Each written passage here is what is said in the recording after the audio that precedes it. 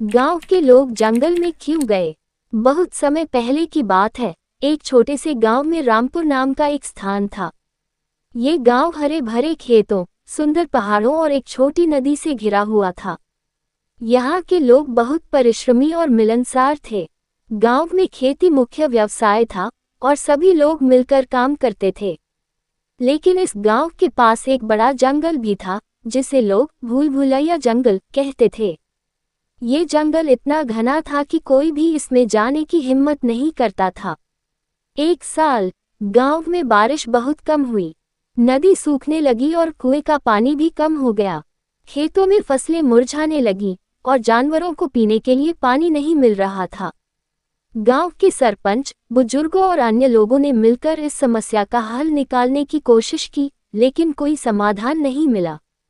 तभी गांव के सबसे बुजुर्ग व्यक्ति, दादाजी, ने कहा, पुरानी कहानियों में सुना था कि जंगल के अंदर एक जादुई झरना है जो कभी नहीं सूखता। अगर हम उसे खोज लें तो गांव की पानी की समस्या हल हो सकती है। गांव के लोगों ने आपस में चर्चा की और तय किया कि कुछ बहादुर लोग जंगल में जाएंगे और उस झरने को खोजकर गांव में पानी लाने की कोशिश करेंगे।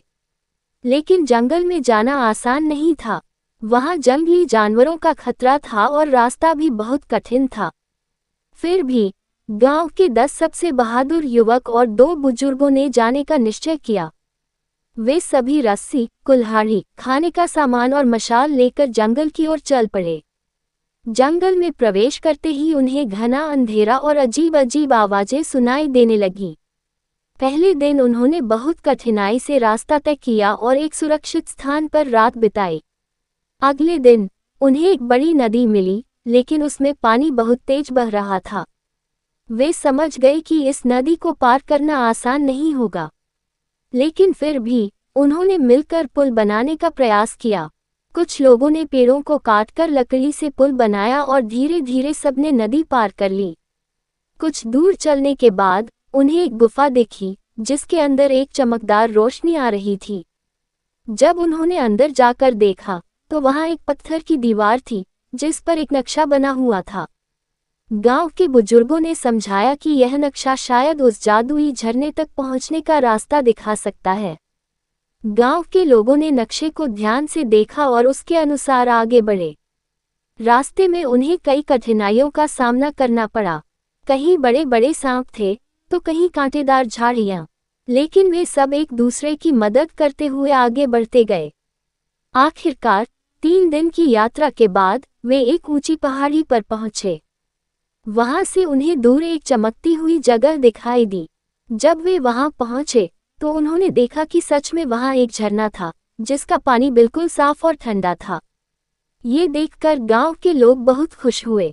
गांव के लोग उस झरने से पानी भरने लगे और वहां एक छोटी नहर खोदने का प्रयास किया, जिससे पानी गांव तक पहुंचाया जा सके। उन्होंने कई दिनों तक मेहनत की और आखिरकार पानी को गांव तक पहुंचाने में सफल हो गए। जब गांव के लोग जंगल से लौटे तो पूरा गांव खुशी से झूम उठा। अब गांव में पानी की कोई समस्या नहीं थी और सभी लोग फिर से खुशहाल जीवन जीने लगे। इस कहानी से हमें ये सीख मिलती है कि अगर हम मिलकर मेहनत करें और डर को दूर रखें तो कोई भी समस्या बड़ी नहीं होती। कठिनाइयां जीवन का हिस्सा हैं, लेकिन एकता, धैर्य और मेहनत से हम हर मुश्किल को पार कर सकते हैं।